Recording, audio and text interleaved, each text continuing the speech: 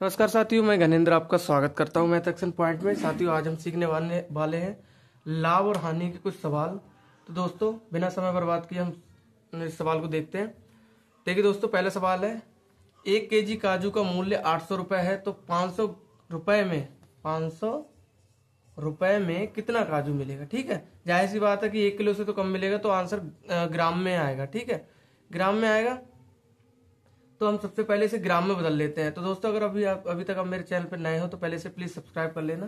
ठीक है, चलिए देखते हैं। 1 केजी काजू है तो 800 रुपये कीमत है। रुपए इसके यहाँ पर लिख देते हैं। ठीक है, रुपए लिख दिए और रुपए कितने हैं 800। अब 1 केजी है तो इसमें ग्राम कितने बनेंगे, वजन कितना होगा, यहाँ पर वजन लिख लो आप। ठीक है, और कितना होगा 1000 ग्राम। ठीक है, अब कितना बोला 500 रुपए में कितना काजू मिलेगा, तो 500 रुपए दूसरे मूल्य। ठीक है, और वजन कितना है यहाँ पर हमें पता नहीं है, तो हम यहाँ पर एक्स मान ले रहे हैं। ठीक है, अब हमें कुछ भी नहीं करना है, इसकी क्रॉस मल्टीप्लीकेशन कर देनी है। यहाँ से इसकी कैंची गुणा बोलते हैं, कैंची गुणा कर देनी है। ठीक है, अब देखिए इसको इधर ले लेंगे तो x इंटू 800, ठीक है, बराबर 500 गुणा 1000 है, तो ये हमने 1000 लिख लिया। ठीक है, अब यहां पर हम x को रोकेंगे, बाकी संख्या को इधर भेज देंगे 500। अब इसे अभी इसमें जोड़ी मत, या फिर छोड़ लो। ठीक है, गुणा कर लो इसकी 1 2 3। जब भी हम 1000 है तो 3 जीरो इसमें ऐड कर देंगे, हम कुछ भी गुणा में चेंज नहीं करेंगे, 3 जीरो सीधे सीधे इसमें बढ़ा देंगे। ठीक है, 800 नीचे आ जाएगा। गुणात्मक चीज बटे में आती है, दुगुणात्मक चीज बटे में आती है। ठीक है, ध्यान रखना, इधर की गुणात्मक चीज जब बराबर का बैरियर क्रॉस करेगी तो वो बटे में पहुंचेगी। ठीक है, ध्यान रखना इस चीज को।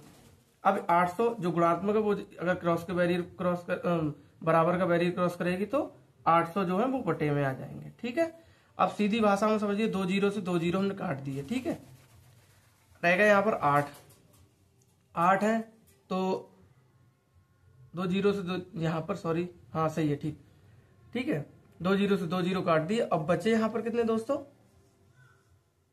5000। ठीक है, 5000 बचे और इसके नीचे 8। ठीक है, चलिए दोस्तों, दिख रहा है आपको। अब यहां पर हम क्या करेंगे, 8 से इसको काट लेंगे। 8 छंग 48 होते हैं। ठीक है, 8 छंग 48 होते हैं। यहां पर कितने बचे, 2 बचे, इसमें 2 बचे। यहां पर कितने होगा 200। ठीक है, तो 8 दूनी 16, 8 दूनी 16 हो गए दोस्तों।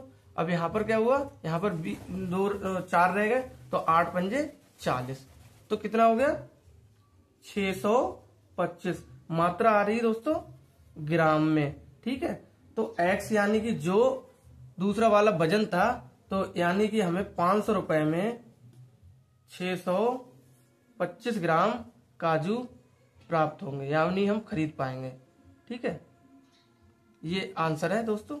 ठीक है, तो आपने समझा आसानी से और बेसिक तरीके से कि हमें कितने काजू कितने पैसे में मिल जाएंगे।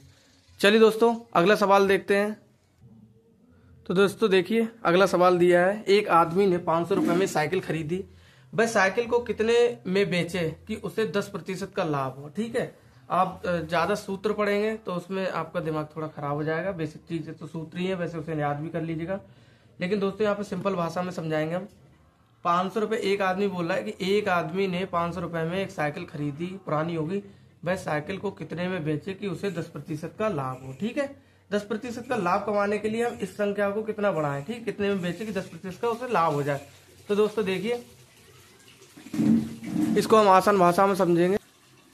ठीक है दोस्तों, देखिए, एक आदमी ने 500 रुपए में साइकिल खरीदी। ठीक है, वह साइकिल को कितने में बेचे कि 10% का लाभ हो। ठीक है, देखिए, तो दोस्तों सीधी भाषा में समझिए कि 500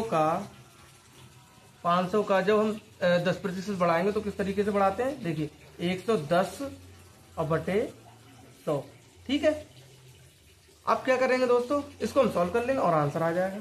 ठीक है, 1 जीरो से 1 जीरो काट दिया और 1 जीरो से 1 जीरो काट दिया। ठीक है, यहाँ पर बच्चे कितने दोस्तों 50 और गुणा 11। ठीक है, अब 11 पंजे 55 और 0 7 वाला, तो दोस्तों ये विक्रय मूल्य निकल कर आ गया।